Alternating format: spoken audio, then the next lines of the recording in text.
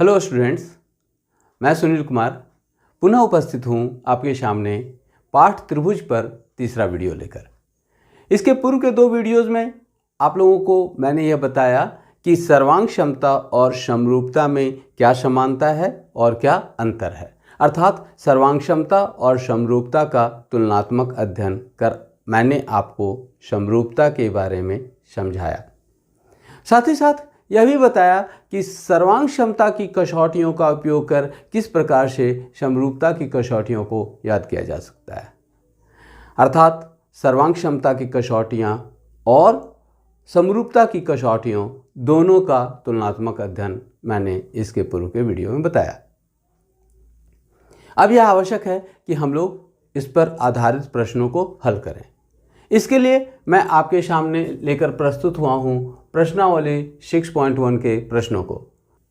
पहला प्रश्न है, कोष्ठकों में दिए शब्दों में से सही शब्दों का प्रयोग करते हुए रिक्त स्थानों को भरिए। इसका भी पहला प्रश्न है, सभी वृत्त डैश होते हैं। यहाँ पर दो शब्द दिए गए हैं, पहला है सर्वांगक्षम, दूसरा है समरूप। अब देखिए वृत्त को देखते हैं। आप यहाँ पर देख पा रहे हैं, यह वृत्त है ना, यह एक वृत्त है और यह भी एक वृत्त है। देख रहे हैं, सिक्का है 2 रुपये का, यह भी एक क्या है, वृत्त है। और यह भी क्या है, वृत्त ही है ना, 5 रुपये का सिक्का। आप क्या पा रहे हैं, सभी के सभी वृत्त क्या हैं, एक ही आकार के हैं, अर्थात समान आकार के हैं, लेकिन उनके साइज आमाप बराबर नहीं है। अगर इन सभी को अगर देखना चाहें तो आप देख सकते हैं कि ये देखिए, अगर ऐसे देखें तो क्या सभी का साइज बराबर है, नहीं बराबर है ना। They are equal in shape, इनके आकार बराबर हैं, सभी क्या हैं, वृत्त हैं। कैसे हैं, अगर इसको देखें तो देखिए, मैं 2 वृत्त खींच देता हूं।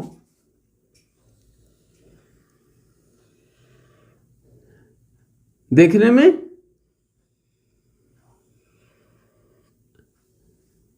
एक जैसे हैं कि नहीं, वे दिखने में एक जैसे हैं, इसीलिए क्या है, समरूप हैं।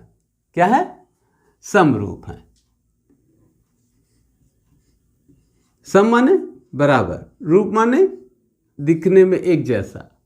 तो जो जिसका रूप बराबर हो, अर्थात एक जैसे रूप वाला, क्या कहलाता है, समरूप कहलाता है। तो 2 वृत्तों का रूप हमेशा क्या होगा, एक जैसा होगा, इसीलिए वे समरूप हैं।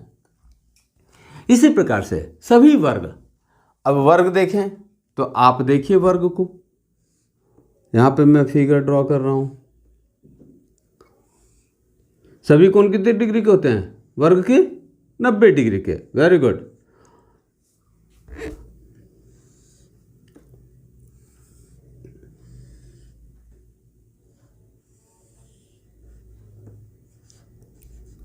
नब्बे डिग्री।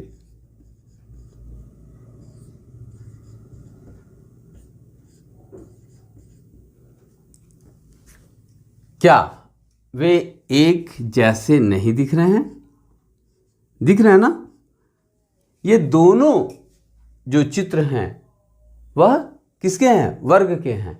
एक बड़ा है, एक छोटा है, लेकिन दिखने में कैसा है, एक जैसा है। They are equal in shape, आकार एक ही है। अगर इसको और भी समझना चाहें तो देखिए, मैं यहाँ पर 2 वर्ग लेकर उपस्थित हूँ। यह आप देख रहे हैं, एक उजला वर्ग है, एक लाल रंग का वर्ग है। अगर इन दोनों वर्गों को एक के ऊपर एक चढ़ा दिया जाए तो कैसा दिख रहा है, देखिए, यह दिख रहा ना ऐसा। तो आप क्या पा रहे हैं, वे आकार में तो समान है, सब तरफ देखिए बराबर ही छूटा हुआ है, तो आकार में तो समान है, लेकिन आमाप में नहीं। They are equal in shape but not in size. और जैसा ही 2 बहुभुज, 2 चित्र क्या हो, आकार में समान हो, तो क्या हो जाएंगे, समरूप हो जाएंगे। इसीलिए दो वर्ग हमेशा क्या होंगे? समरूप होंगे। और सर्वांगसम कब होंगे? वे तभी सर्वांगसम होंगे जब इन दोनों वर्गों की भुजाएं क्या होंगी? बराबर हो जाएंगी। चलिए तीसरा, सभी डैश त्रिभुज समरूप होते हैं। समद्विबाहु, समबाहु। अब देखिए थोड़ा सा एक फिगर के द्वारा इसको समझने का प्रयास करते हैं। मैंने यहाँ पे दो समद्विबाहु त्रिभुजों को बनाया है। मान लिया इसका एक कोण 45 डिग्री, तो यह भी कोण 45 डिग्री। अगर ये 55 डिग्री है तो यह भी 55 डिग्री। जब दोनों त्रिभुजों के कोण बराबर नहीं हैं तो क्या वे समरूप होंगे? नहीं होंगे ना। लेकिन अगर समबाहु त्रिभुज में तो क्या, जिसका प्रत्येक कोण कितना होता है? 60 डिग्री के बराबर होता है। चाहे उसका साइज जितना भी हो जाए, बड़ा हो जाए छोटा हो जाए, उससे मतलब नहीं। प्रत्येक कोण कितने का? 60 डिग्री का। और जब प्रत्येक कोण 60 डिग्री का हो गया तो यह दोनों समबाहु त्रिभुज कैसे हो गए? समान कोणिक हो गए और इसीलिए समरूप हो गए। तो यहां पर क्या हो गया? सभी समबाहु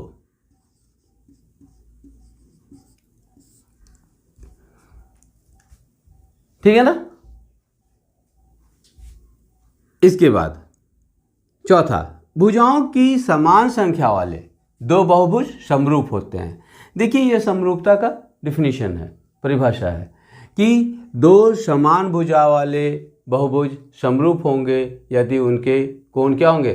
बराबर होंगे। मतलब वे समान कोणिक होंगे और उनकी भुजाएं क्या होंगी? एक ही अनुपात में होंगी, अर्थात समानुपाती होंगी। तो इसके आधार पर क्या हो गया? उनके संगत कोण बराबर हों तथा उनकी संगत भुजाएं समानुपाती हों, है ना। प्रश्नावली 6.1 का दूसरा प्रश्न, निम्नलिखित युग्मों के दो भिन्न भिन्न उदाहरण दीजिए। पहला, समरूप आकृतियां, अर्थात हमें क्या करना है? समरूप आकृतियों के दो अलग अलग उदाहरण देने हैं। इसे तो हम लोगों ने प्रश्नावली 6.1 का क्वेश्चन नंबर 1 में भी देखा था। दो वृत्त क्या होते हैं? समरूप होते हैं। दो वर्ग क्या होते हैं? समरूप होते हैं। तो ये तो उदाहरण पहले से आपके पास है। क्या? दो वृत्त, दो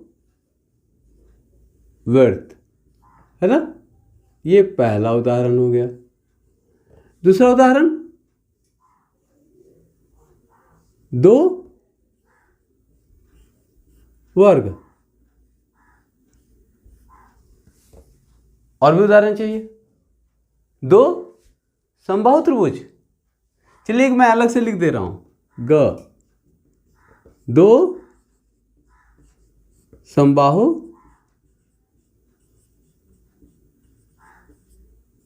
त्रिभुज, है ना। ये सभी क्या है? समरूप आकृतियां हैं। अब दूसरा, ऐसी आकृतियां जो समरूप नहीं हैं। तो ये भी आपने पढ़ा। क्या पढ़ा था? दो समद्विबाहु त्रिभुज,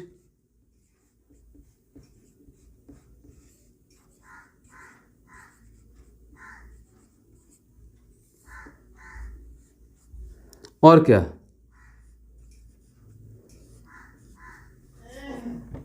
दो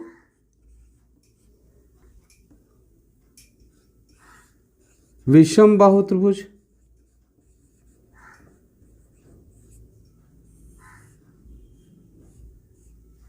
और भी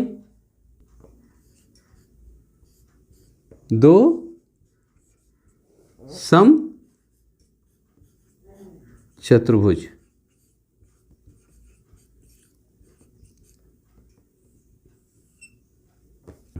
तीसरा प्रश्न कह रहा है कि बताइए कि निम्नलिखित चतुर्भुज समरूप हैं या नहीं हैं। यहाँ पर आप देख रहे हैं कि यहाँ पर दो चतुर्भुज हैं।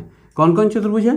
ABCD, जो क्या है एक वर्ग है, क्योंकि इसकी प्रत्येक भुजा क्या है 3 सेंटीमीटर की है और प्रत्येक कोण 90 डिग्री का है।